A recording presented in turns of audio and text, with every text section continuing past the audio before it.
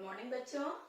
इसके पहले के वीडियो में ग्रामर के चैप्टर फर्स्ट में हम लोग संसार की अन्य भाषाएं तथा हिंदी, लिपि, अन्य अन्य प्रदेशों की भाषाएं, अन्य अन्य देशों की भाषाएं, इन सब के बारे में पढ़े थे। आज की वीडियो में हम लोग व्याकरण के बारे में पढ़ेंगे। व्याकरण क्या है?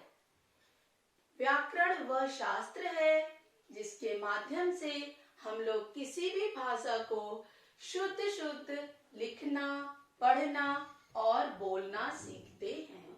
बच्चों, यदि हमें व्याकरण नहीं आता है तो हमें उस भाषा को ठीक से पढ़ना, लिखना या बोलना नहीं आएगा। जैसे अगर आप किसी मद्रासी या बंगाली की हिंदी सुनेंगे तो वो लोग लड़की को बोलेंगे तुम कहाँ जाता है।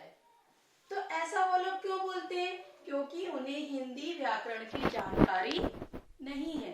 आप इंग्लिश का ग्रामर में फिल इन द ब्लैंक्स आता है तो आप कंफ्यूज होते हो, क्या भरना है। क्यों?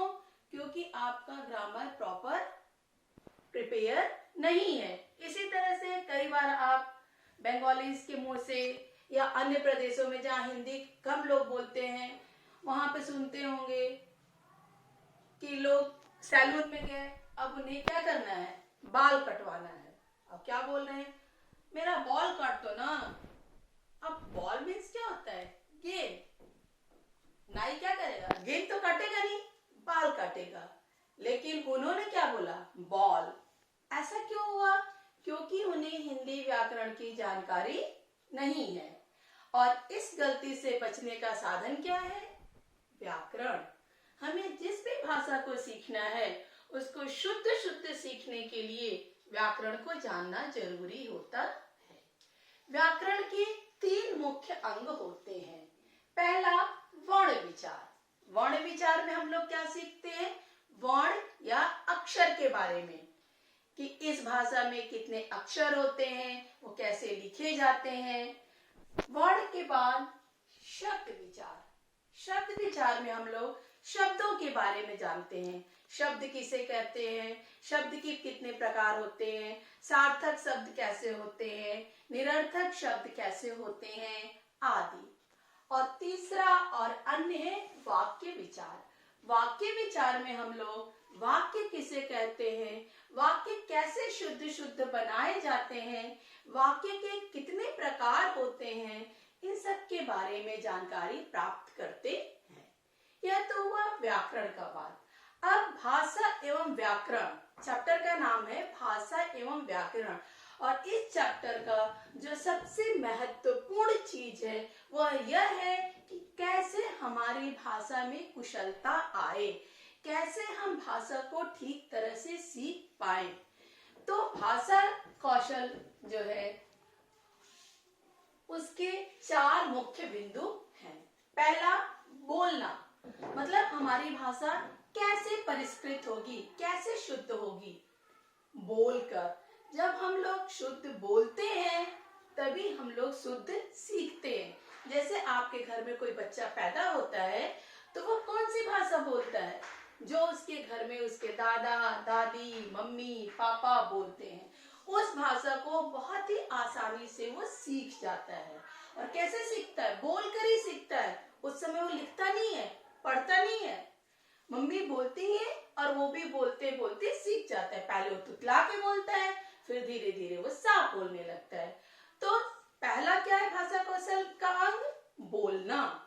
इसीलिए हमें हमेशा शुद्ध बोलना चाहिए, शुद्ध उच्चारण करना चाहिए, क्योंकि जैसा हम बोलते हैं वही हमारे आदत में आ जाता है और आगे चल करके वही हम लिखने भी लगते हैं। दूसरा भाषा कौशल का अंग है सुनना। बेटा, शुद्ध बोलना ही जरूरी नहीं है, बल्कि अच्छे से ध्यान से सुनना भी जरूरी होता है। कई बार आपको मम्मी आवाज दे रही है, आप नहीं सुन रहे हैं, यह क्या होता है? ये गलत बात है। ऐसे भी भाषा को आप शुद्ध नहीं सीख सकते। इसी तरह क्लास में भी टीचर कुछ बोल रही है, आप नहीं ध्यान देते हैं, क्या होता है? टीचर कुछ बता रही है, आप उसको नहीं सीख पाए, या टीचर ने बोला कुछ और आपने सुना कुछ। तो ऐसा क्यों होता है? क्योंकि आपने उनकी कही गई बातों पर ध्यान नहीं दिया, इसलिए आप ठीक तरह से सुने नहीं, और जब ठीक तरह से सुने नहीं तो ठीक तरह से सीखे नहीं। अब तीसरा जो भाषा के अंग है वह है लिखना।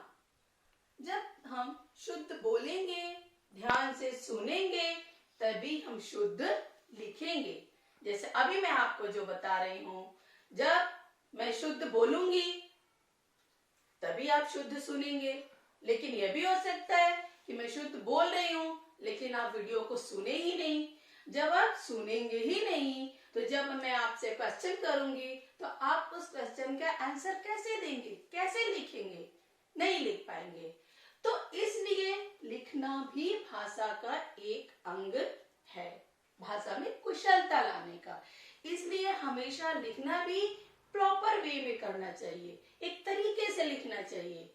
कहीं भी कुछ भी नहीं लिख दिए, क्वेश्चन आंसर लिख रहे हो। जैसे मैंने आपको लिटरेचर में पोएम ही लिखने के लिए दिया है, तो पोएम कैसे आप लिखेंगे? सबसे पहले चैप्टर का नाम डालेंगे, फिर चैप्टर का नंबर पहले आप चैप्टर का नंबर डालेंगे, फिर आप चैप्टर का नाम डालेंगे, फिर कविता को कविता की तरह लिखेंगे, पैसेज की तरह नहीं लिखेंगे, और लास्ट में क्या करेंगे?